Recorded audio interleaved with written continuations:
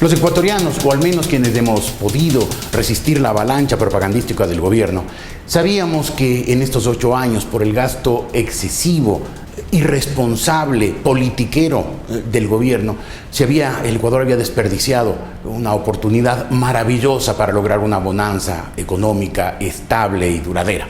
Lo que no sabíamos es que, agobiado por la crisis que él mismo creó, el presidente de la República podía llegar a comportarse como si fuera un matón de esquina que quiere resolver sus diferencias políticas con un adversario a golpes, patadas y escupitajos, como que fuera una pelea de borrachos en una cantina. Qué terrible. Terrible, sobre todo, porque en vez de reaccionar con serenidad y calma ante la crisis que él mismo causó, este señor está reaccionando con bajeza, sin altura, perdiendo hasta la compostura. Dicho lo cual, que es mi opinión personal, vamos a la entrevista de hoy, que es con el economista Alberto Acosta, uno de los expertos más sólidos de la economía ecuatoriana. Economista Acosta, buenos días. Muy buenos días, mucho gusto. Economista, este momento en el tema de la crisis económica, ¿estamos caminando al borde del abismo o ya el Ecuador empezó a despeñarse?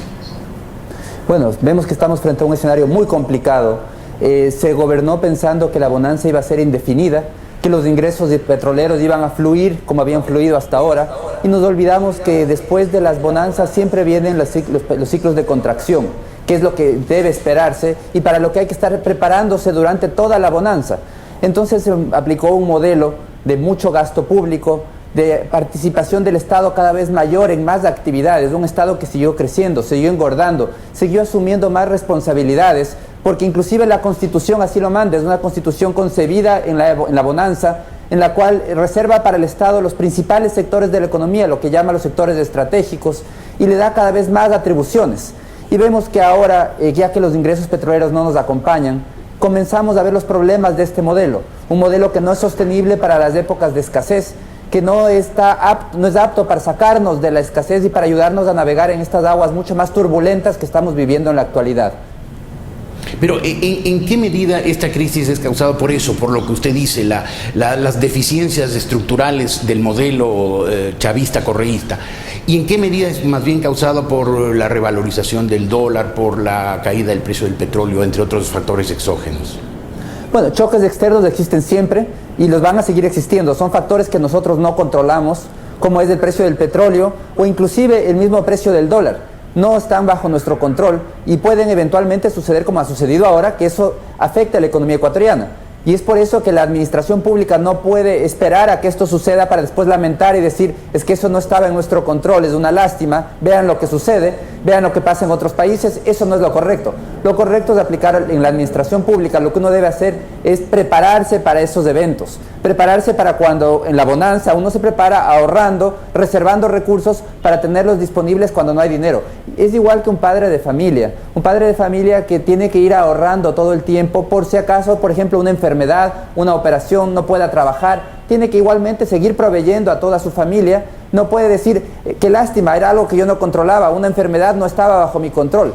Esa no es la actitud responsable de un padre de familia, tampoco de una administración pública que debe prepararse para estos factores exógenos. Sí, los factores exógenos han afectado a la economía ecuatoriana, pero la parte negativa es que no hemos estado preparados como debimos haberlo estado para algo que era evidente que iba a suceder. El precio del petróleo iba a caer eventualmente y había algunas voces que lo decían.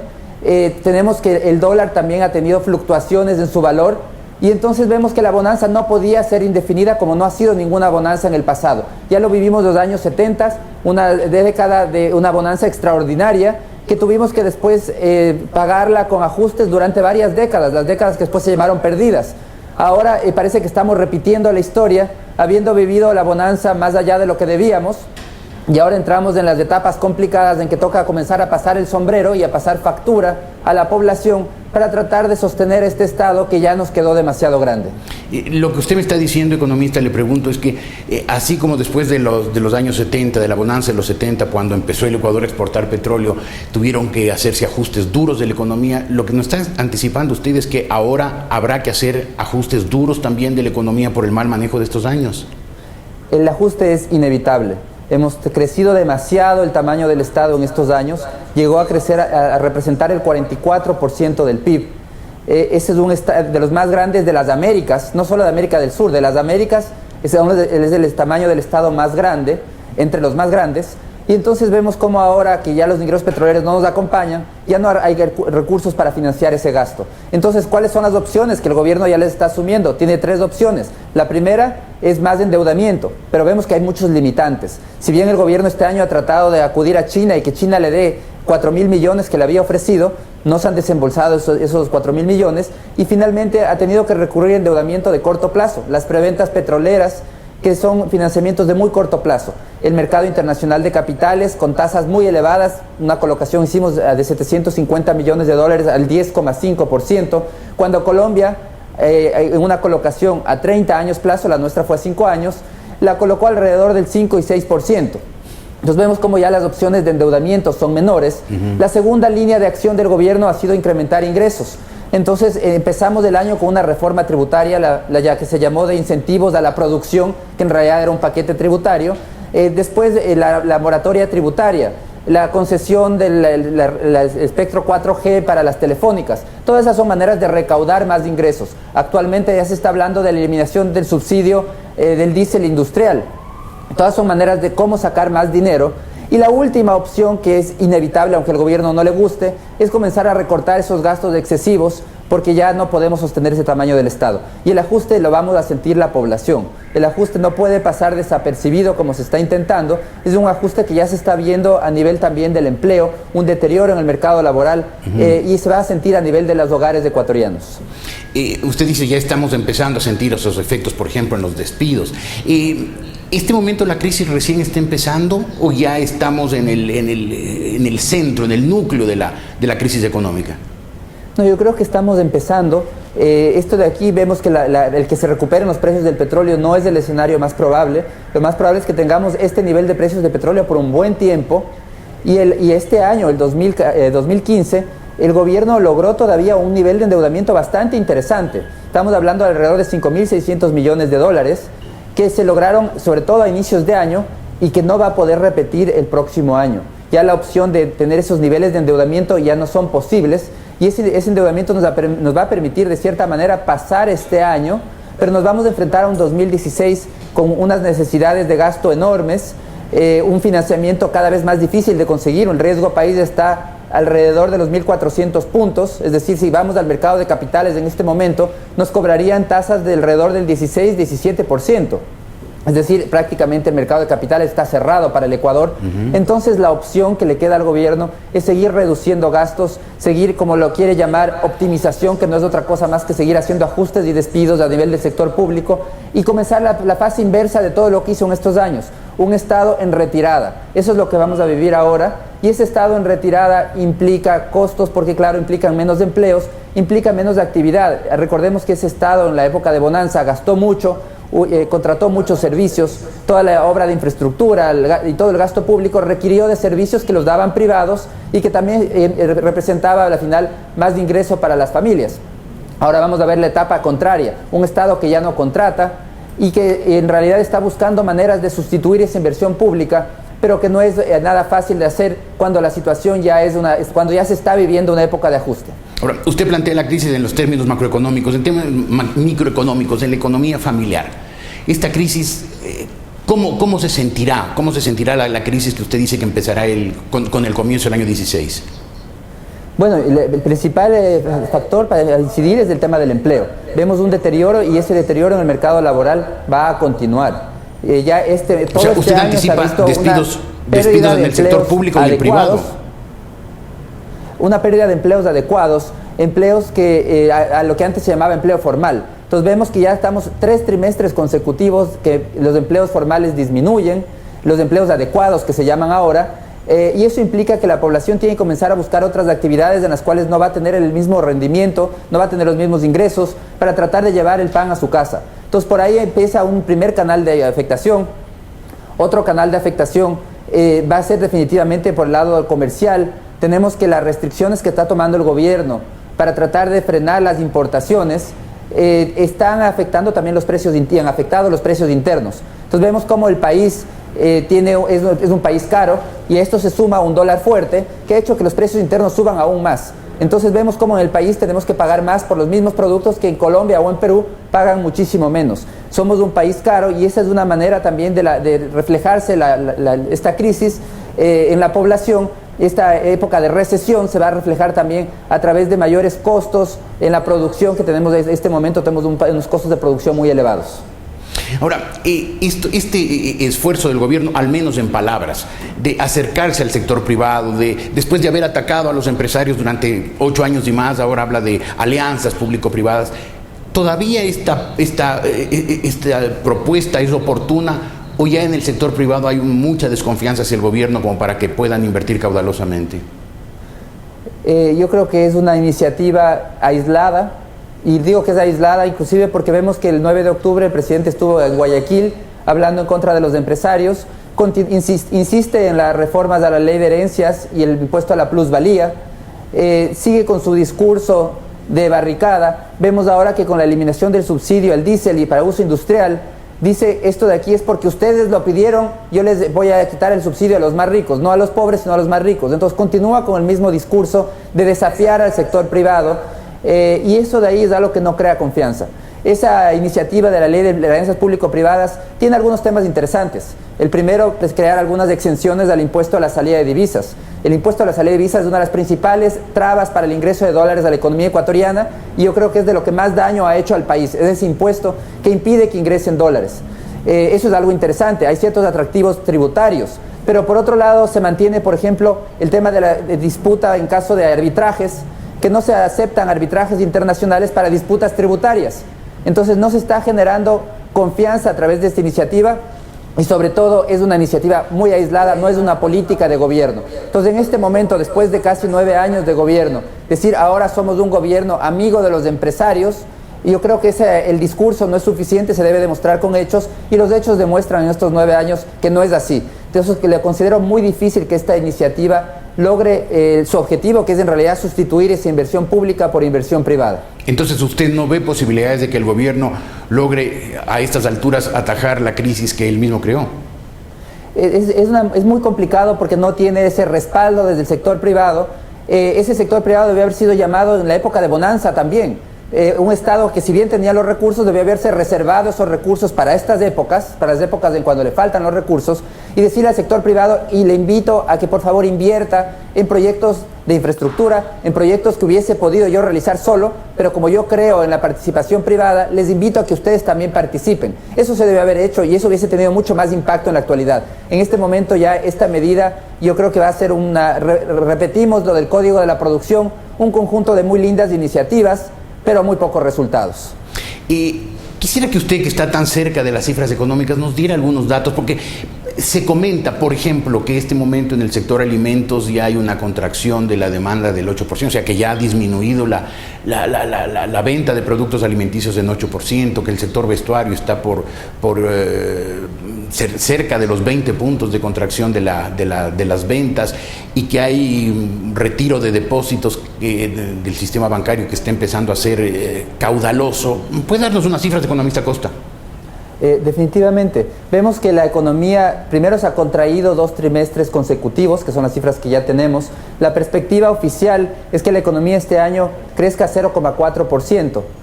Sin embargo, esa no es la única posición. El Fondo Monetario Internacional ha hecho su revisión de la economía ecuatoriana y ha dicho que la economía se va a contraer en este año 0,6%. Esto es en valores reales. Entonces vemos que vamos a tener una contracción económica en este año. Y eso se ve reflejado también a nivel de la debilidad en el consumo de los hogares, que si bien podría ser que termine con una cifra positiva en el año, pero definitivamente va a ser de mucha mayor debilidad frente a lo que venía creciendo, con menos consumo de los hogares, con las restricciones del comercio. Y a esto se suma un factor importantísimo, la caída en los depósitos que se ha registrado a lo largo de todo este año.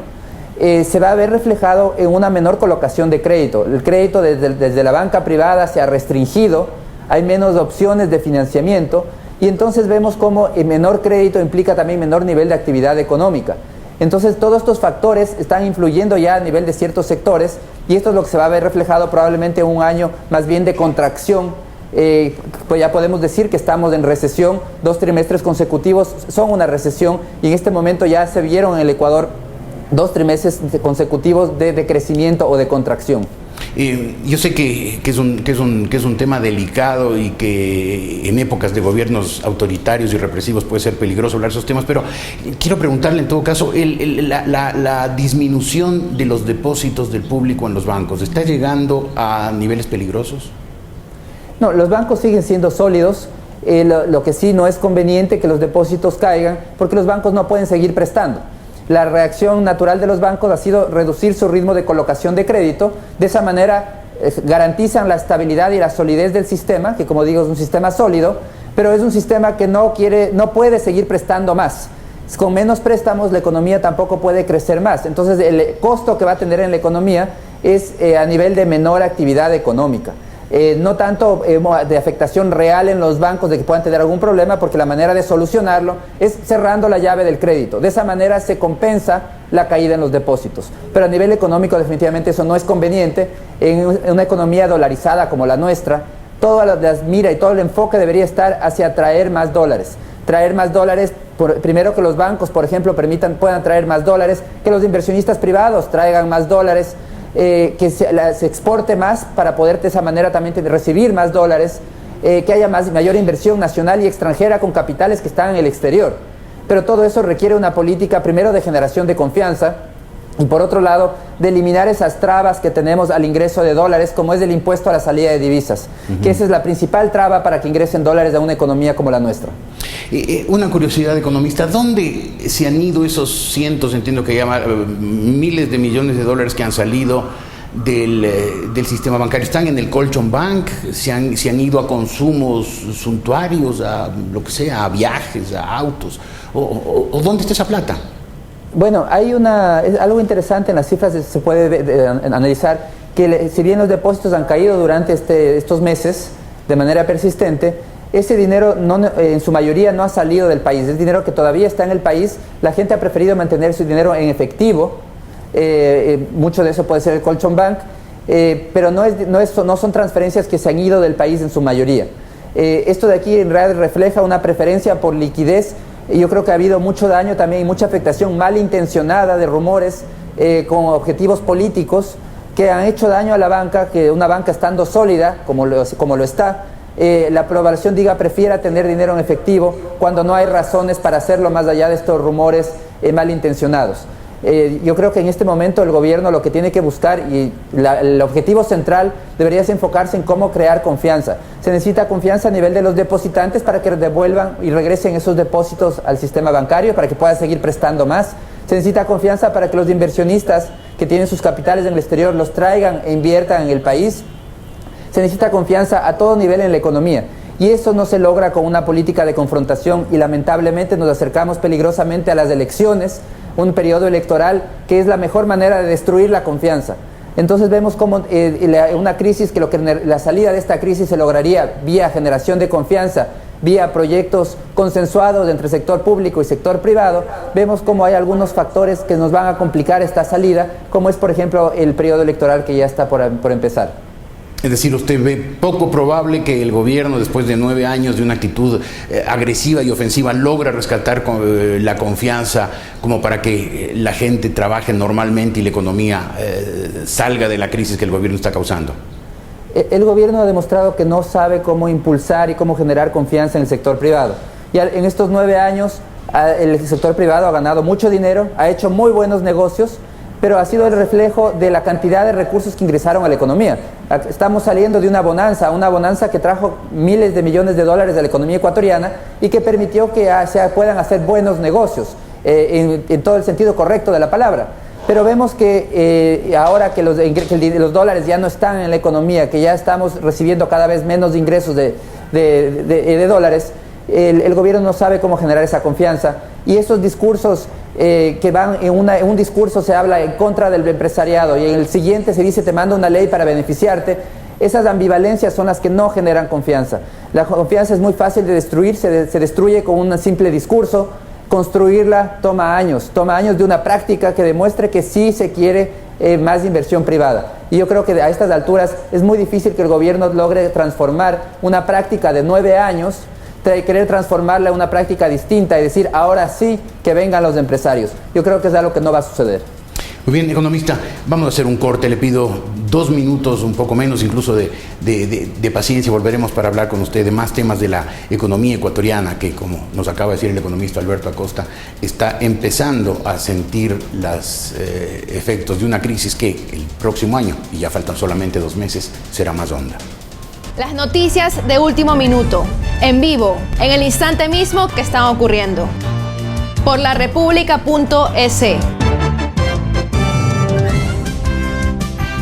Si se está mandando un mensaje, me estás criticando, entonces te voy a meter la mano en el bolsillo a ti, te voy a quitar el subsidio directamente, mandando además y aumentando la percepción de inseguridad jurídica. Una medida esencial es eliminar, yo creo que sí, es eliminar los subsidios a los combustibles. Yo creo que hay maneras de hacerlo, se lo hubiera podido hacer de una manera mucho menos dolorosa, de manera paulatina.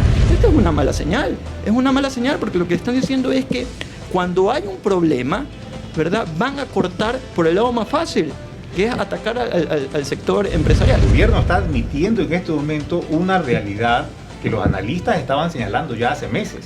Y recién en este momento el gobierno está reconociendo el impacto de lo que se viene.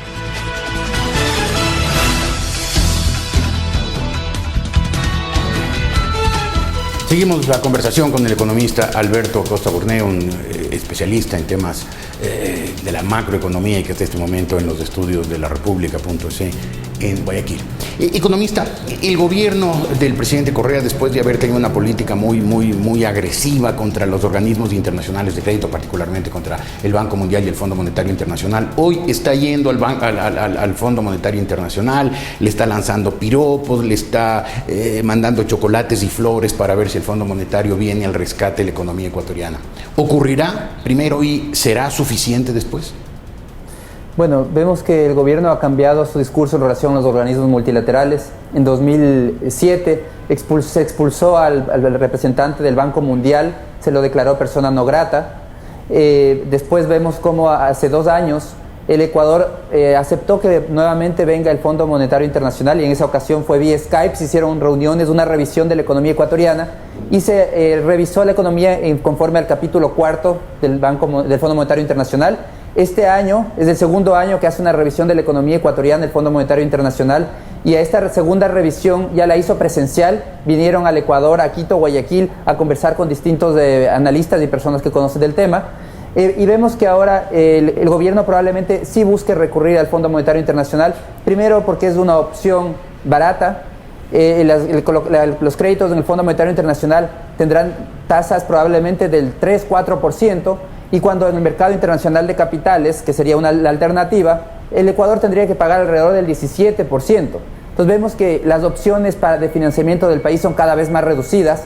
China, que era nuestra gran carta, no nos ha prestado, nos ofreció 4.000 millones de dólares para este año de desembolsos, porque en realidad la operación total se hablaba de 7.500 millones de dólares, y vemos cómo de esos 4.000 millones de dólares no ha llegado nada. Tuvimos que más bien hacer una operación de una preventa petrolera por 900 millones de dólares con China.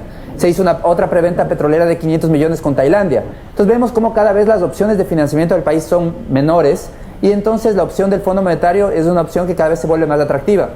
Desgraciadamente también es una opción que va a ser insuficiente. El cupo para otorgar crédito generalmente está relacionado con los aportes de cada país al Fondo Monetario Internacional. En el caso ecuatoriano es probable que ese financiamiento esté alrededor de 700 millones de dólares. Ese monto, dada la magnitud de la necesidad de financiamiento del Ecuador, es un monto que va a ser insuficiente. Sí sería un monto que ayudaría en algo a este cambio en la economía, hacia acostumbrarse a menores ingresos, le permitiría ganar en algo tiempo, pero definitivamente va a ser un monto pequeño, dada lo acostumbrados que estuvo el país a recibir grandes cantidades de recursos para poder invertirlos. Ahora, esto que usted menciona, que ya ni siquiera China le presta al gobierno ecuatoriano, ¿esa es una consecuencia de factores externos, de cómo está la economía en el mundo, de la contracción que tuvo también la economía china, o es que el Ecuador, el gobierno ecuatoriano, también ha perdido la confianza hasta de los chinos? No, es un tema más bien internacional. China fue muy activo en América Latina durante algunos años, en el Ecuador también, pero en todos los países de América Latina, sobre todo para garantizarse la provisión de materias primas. para exportar servicios, construyó mucha infraestructura, siempre contratando empresas chinas, y ese fue su modelo de negocio. China entró después de un proceso de revisión interno de todos los procesos de inversión que se había realizado en el exterior. Hubo casos inclusive de corrupción en esos procesos de inversión a nivel internacional, no estoy hablando de Ecuador específicamente, y vemos cómo China dejó de ser activo en la región, ya no está tan activo. China también está atravesando por sus propios problemas económicos, su economía se está desacelerando, entonces ya no es un actor importante, y ese es el problema del país. No podemos confiarnos en una sola fuente de financiamiento. Todas nuestras esperanzas estuvieron en China, igual que los años anteriores, cuando declaramos la moratoria unilateral en 2008, se cerró el mercado internacional de capitales para el Ecuador, pero se abrió la puerta a China, y estuvimos muy contentos porque pensamos que China también iba a seguir financiándonos de manera indefinida, y vemos que no podemos depender de una sola fuente de financiamiento, tenemos que buscar varias fuentes, y sobre todo no tenemos que buscar endeudarnos más allá de lo que podemos, porque la economía tiene un cierto límite de cuánto puede depender del endeudamiento. Si bien el endeudamiento total del Ecuador es bajo, estamos alrededor de un 33-34% del PIB, pero no podemos seguir dependiendo y seguir viviendo más allá de nuestras capacidades económicas actuales. Es decir, la economía tiene que irse ajustando a sus nuevas realidades. Usted mencionó que en este momento los nuevos créditos costarían 15-16% en el mercado externo de capitales. ¿Por qué tasas de interés tan altas para el Ecuador? El costo para el país de endeudamiento es mucho más alto, pero porque el país es considerado un país de alto riesgo. El riesgo país se ha elevado de una manera significativa en los últimos meses. Tenemos un riesgo país de alrededor de 1.400 puntos. Y esto se debe a que los inversionistas dicen es más probable que el país deje de pagar su deuda. Ya lo hicimos en el 2009. En el 2009, bueno, la moratoria se declaró en 2008 y dejamos de pagar en 2009 esa deuda. Y se la declaró, dejamos de pagar porque se consideró que la deuda era ilegítima. No porque no teníamos los recursos, porque sí los teníamos. Entonces, cuando recompramos esos papeles, tuvimos una supuesta ganancia de $3.000 millones, pero el costo de ese tipo de política, de tratar de ser más astutos que el mercado internacional de capitales, se va pagando a nivel de riesgo país. Ya somos considerados un país de más riesgo, y ahora en adelante para prestarnos dinero nos cobran más que, por ejemplo, a países vecinos que tienen niveles de riesgo menor. Un caso interesante es el caso colombiano, que este mismo año colocó bonos a 30 años plazo a una tasa de alrededor del 5%. Ecuador colocó a 5 años plazo a una tasa del 10,5%. Ahí se puede ver la diferencia, dos países que están afectados por la caída en el precio del petróleo. Colombia también depende del petróleo, pero vemos cómo la política que maneje un Estado también influye a nivel del financiamiento.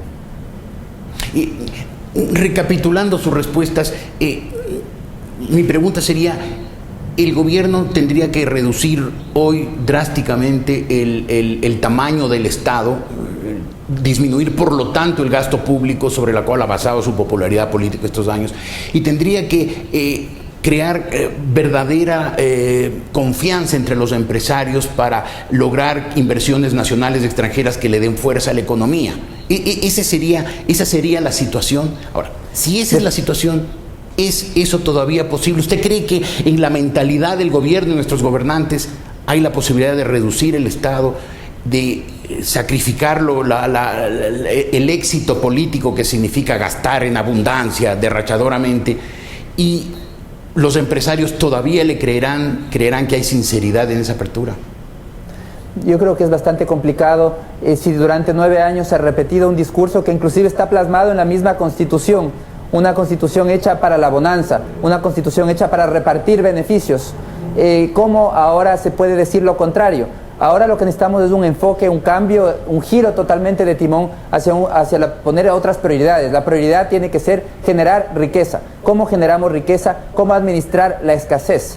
Que es algo muy distinto de lo que se ha hecho hasta ahora. Entonces yo creo que definitivamente este momento que el gobierno diga que eso es lo que quiere hacer, vemos que no es una iniciativa realmente consistente, porque vemos que por el otro lado continúa con su discurso, primero con objetivos políticos, con su mismo discurso consistente con su discurso ideológico, de esta confrontación entre los que tienen dinero y los que no tienen, que no es el mecanismo para generar riqueza ni para generar confianza. Entonces yo considero que ya es muy difícil en este momento que el gobierno pueda dar un giro ideológico, porque sería inclusive traicionarse ideológicamente, y también le veo muy difícil que el sector empresarial diga, yo le creo, ha cambiado totalmente, es una nueva persona, porque vemos también que paso a paso el gobierno se ratifica en su ideología, se ratifica en los discursos cuando da el presidente, entonces eso implica que es muy difícil dar ese cambio. Ese cambio yo creo que definitivamente tiene que venir dado por una renovación desde lo político, con una nueva ideología, porque estamos viviendo una nueva etapa. El país ya no puede repetir lo que funcionó en la bonanza, no funciona en la escasez. Necesitamos nuevas políticas, necesitamos otro enfoque, un enfoque que priorice la producción, la competitividad y la productividad. Tenemos que atacar los problemas de fondo de la economía ecuatoriana, es que somos un país costoso, que es muy caro producir en relación a otros países y que no tenemos en dónde colocar nuestros productos de manera preferencial. No tenemos acuerdos comerciales, por ejemplo, con Estados Unidos, con Europa estamos tratando de alcanzar un acuerdo, pero ya estamos pagando precios más altos, mayores aranceles para ingresar a esos mercados. Es decir, necesitamos una política absolutamente distinta, enfocada en generar riqueza. Necesitamos entonces un nuevo gobierno en el año 17. Yo considero que se requiere un cambio también desde el lado político, porque este cambio requerimos otras soluciones, otras respuestas que no son las que ya se dieron a la bonanza. Las respuestas que se dieron a la bonanza, ahí se puede cuestionar, funcionaron, pudieron haber funcionado mejor. Hay toda una discusión que se puede hacer de lo que sucedió, pero mal que bien la política funcionó o digamos estuvo acorde a una época de bonanza, pero vemos que en una época de escasez, esa política de repartición y priorizar la repartición más que la generación de riqueza no es la mejor política, no funciona esa política y se requiere alguien que esté convencido en generar mayor riqueza, convencido que esa es la vía de desarrollo. Yo creo que ese es el cambio que se debe dar en el país en 2017. Y permítame una pregunta que toca lo personal.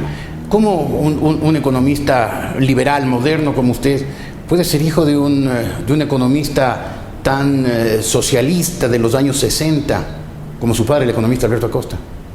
Bueno, yo creo que eso es algo interesante. Lo importante aquí es que cada uno tiene su manera de pensar y que existan los espacios donde se puedan discutir y llegar a consensos o llegar a acuerdos mínimos. Y eso es lo que debería aprender el país.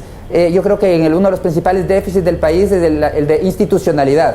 El tener espacios como una asamblea en donde se pueda discutir y donde se pueda escuchar inclusive las minorías de hoy, las minorías del futuro. Porque las minorías de hoy no van a ser las mismas que las del futuro, pero debe haber ese espacio y esa creación de instituciones, que esa es la mejor manera también de generar confianza.